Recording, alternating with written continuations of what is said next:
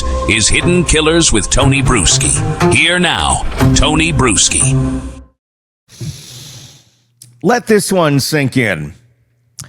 If anyone is still holding out hope that this is all one giant misunderstanding and Anna Walshe died in her sleep and Brian, in his infamous stupidity, decided the best course of action was to do what he did.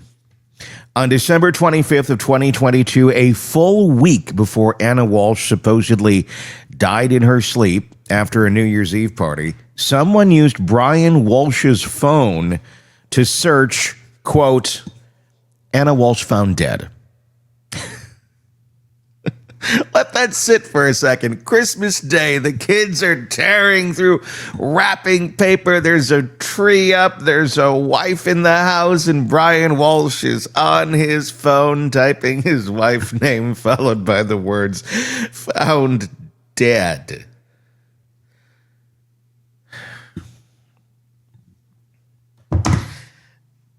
This is going to be a trial that goes down in history as a cautionary tale on Googling. I've never seen someone Google themselves into basically a life sentence like Brian Walshe. My God. No wonder his mom is still so involved in his life, looking allegedly at hiring the PI to follow Anna and all this shit. I mean, either she just never let go and let him fly, or she knew that she has an injured bird and she's holding his hand for the rest of his life because he's that much of a fuck up. I'm going to go with the latter.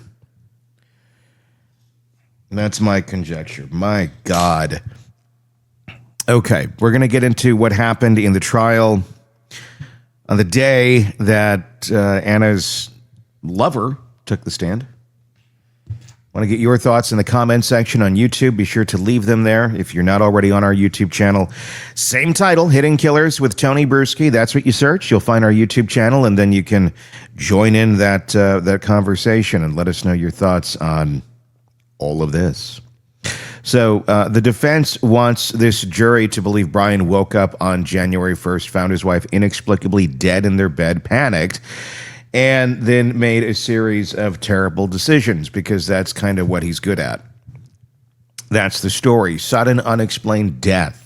A husband who freaked out, a man so scared of how it would look that he dismembered his wife's body and scattered her remains across the South Shore rather than just calling 911. But on Christmas Day, he's already searching to see if she's been found dead.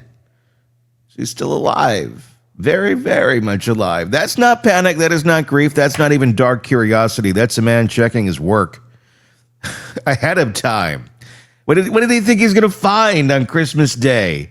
Oh, look at this. It's Scott Bakula from Quantum Leap went to the future and made an article all about your future crime.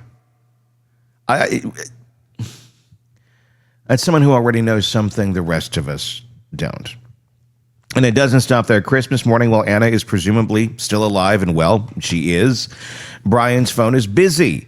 At 12:09 p.m., he searches William Fastow, D.C. real estate. Then he searches it again at 12:22. He searches Anna Walshe, Tishman Speyer. That's Anna's employer. At 12:28, he searches Christmas Day plane crash. At 12:31, he searches Jeff Chod, Tishman Speyer. That's one of Anna's colleagues. Then at 12:45 in the afternoon, the search that changes everything, Anna Walshe found dead. She's not dead yet. Not at all. He's not looking up holiday recipes, not checking sports scores. He's researching his wife's affair partner, her workplace, her coworkers, and whether anyone found her body or will find her body or is going to be interested in finding a body of a woman that's not yet dead. All in the span of an hour on Christmas Day while she's still breathing.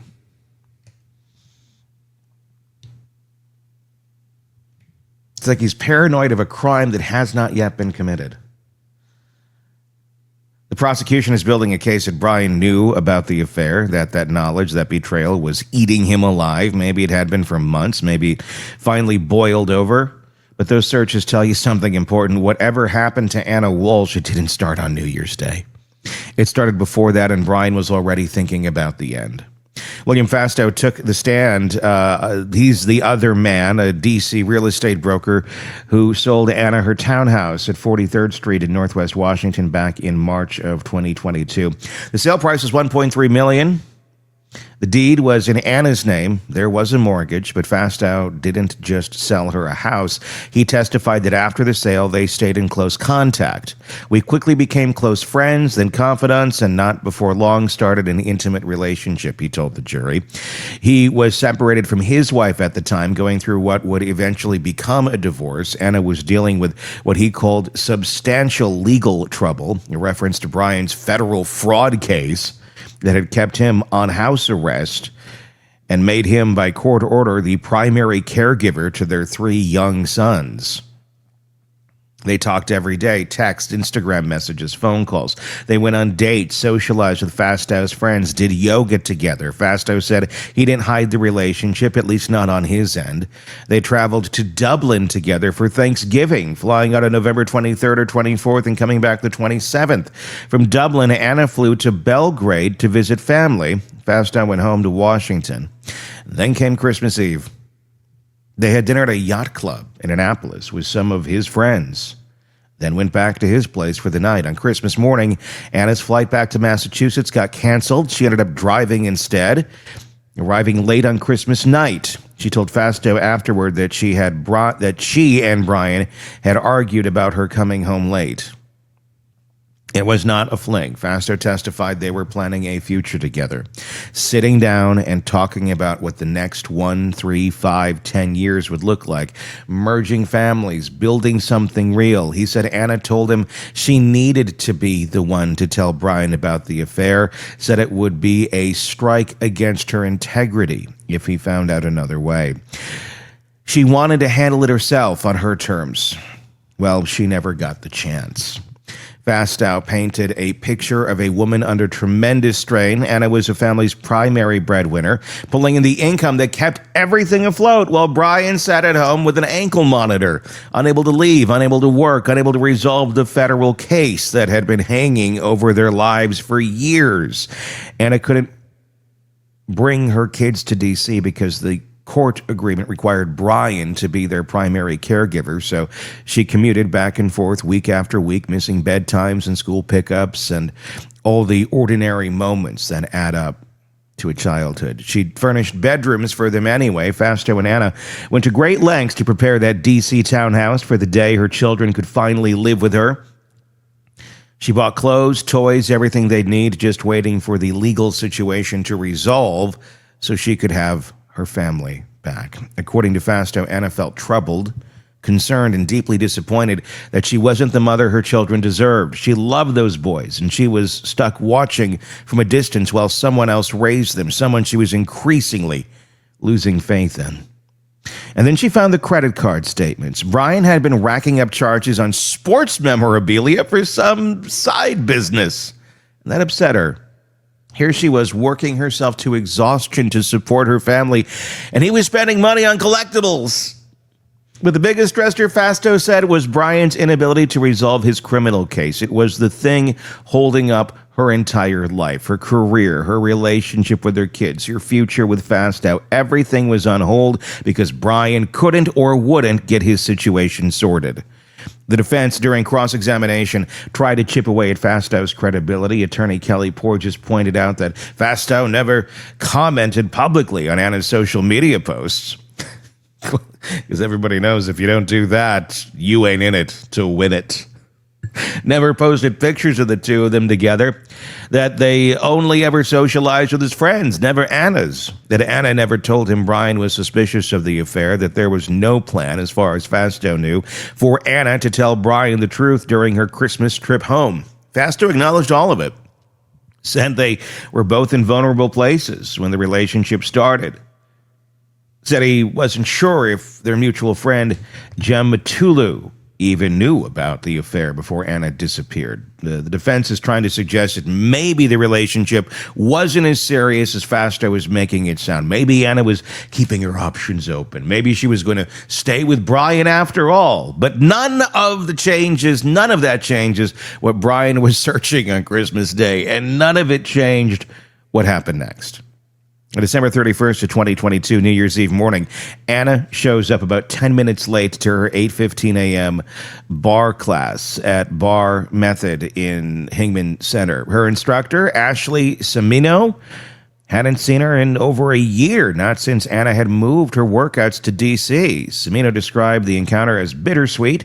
She said Anna was always so warm, called her a powerhouse in class, said Anna did push-ups from the balls of her feet, which apparently takes serious strength. No injuries, no complaints, no sign of anything being wrong. Later that day, a woman named Janet Cotter ran into Anna at a nail salon in Hingham. They'd never met before, just two strangers making some small talk. Anna mentioned she was looking forward to a special dinner with her husband in Marblehead the next night, New Year's Day. She seemed fine, happy, even looking forward to something.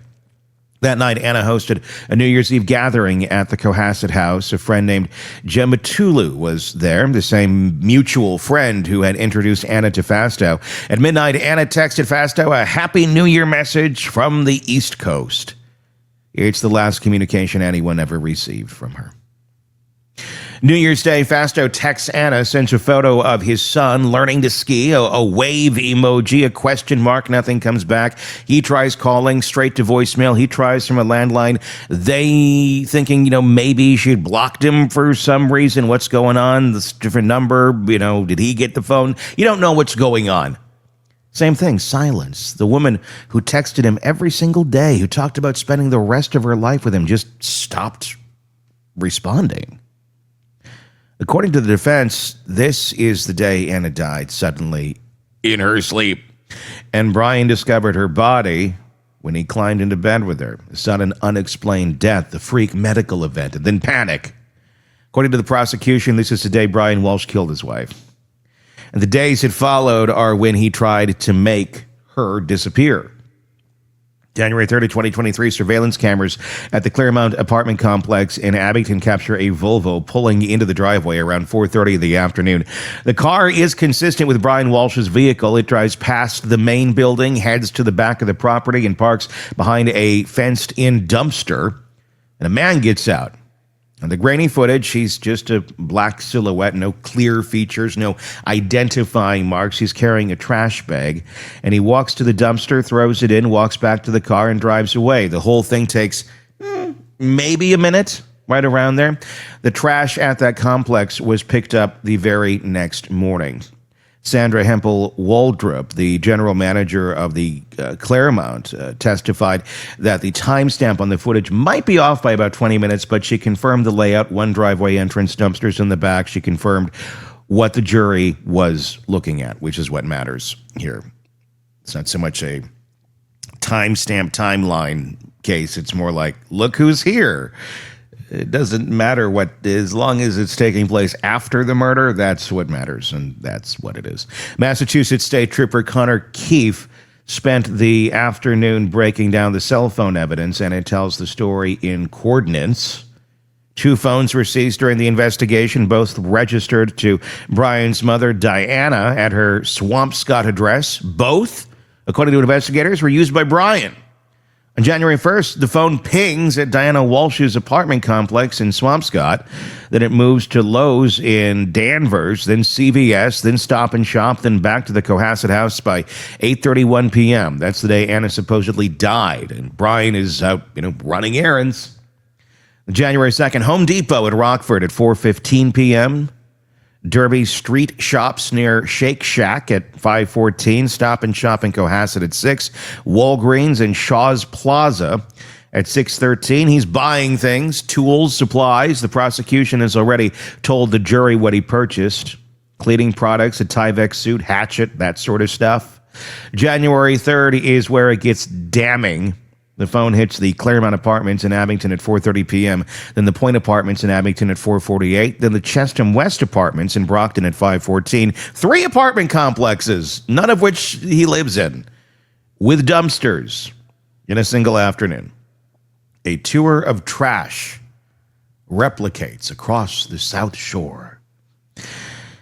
And by January 4th, Home Goods and TJ Maxx in Norwell at 9:44 a.m., Walgreens and Shaw's in Cohasset at 12:47, Lowe's in Weymouth at 4:25, and more shopping, more movement. Got to get those New Year's deals, right?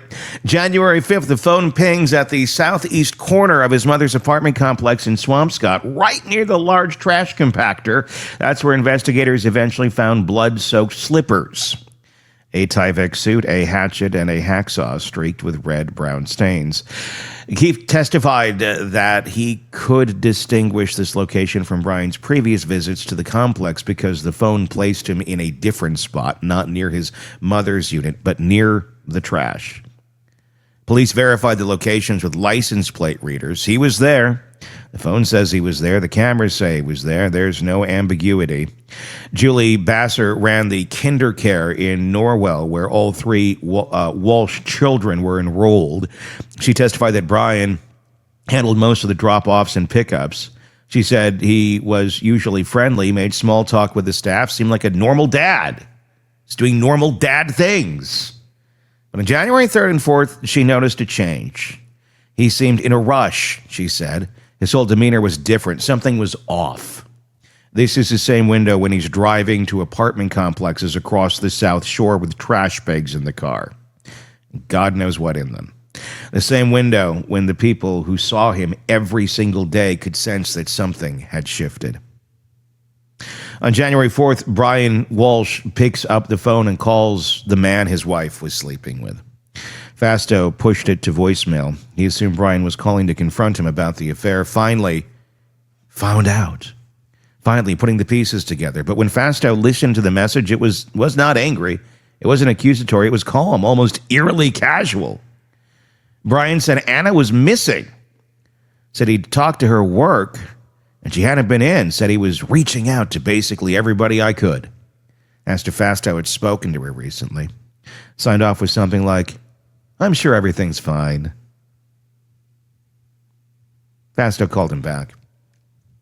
Offered to check the D.C. townhouse. Brian gave him the garage code. Fastow drove over. No car, no Anna, no signs of life. He went back later that day. Nothing had changed. The woman he loved had vanished, and the husband was making phone calls like he was trying to track down a misplaced package. One more detail from court. A painting company salesman named Christopher Murphy testified about text messages from Brian in early January 23. Brian needed some repair work done at the house. There was a hole in the ceiling of the bedroom. Nobody asked how it got there, not yet, but it's on the record now. A hole in the bedroom ceiling, right around the same time Anna disappeared. Something to remember. The defense wants you to believe this is a story about a man who panicked, found his wife dead from some sudden unexplained medical event, freaked out, and made a series of catastrophically bad decisions because he was terrified of how it would look.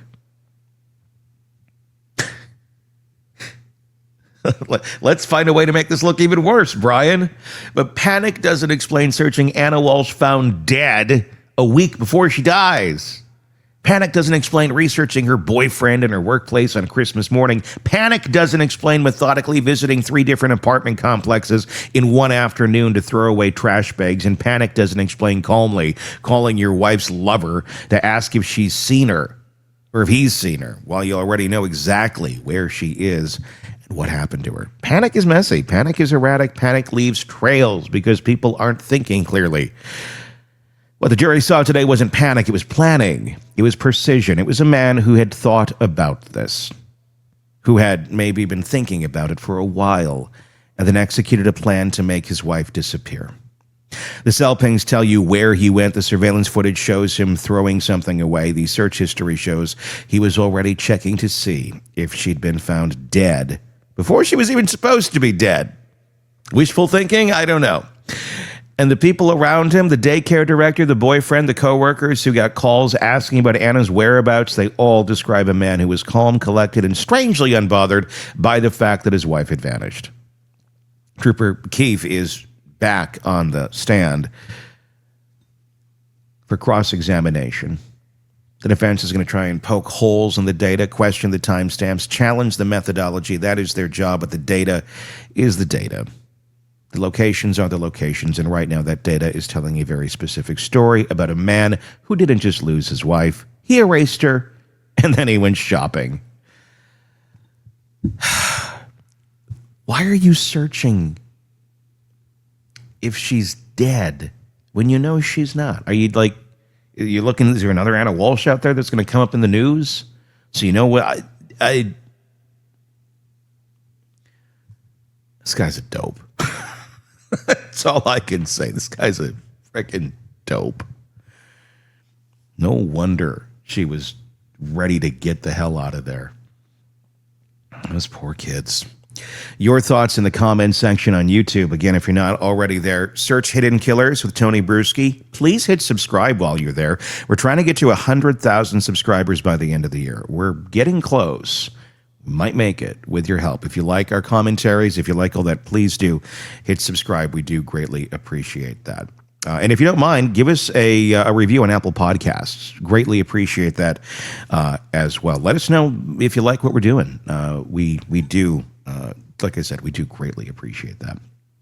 Until next time, my name is Tony Bruschi.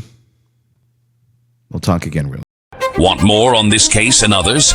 Then press subscribe now and don't miss a moment of true crime coverage from Tony Bruschi and the Hidden Killers podcast.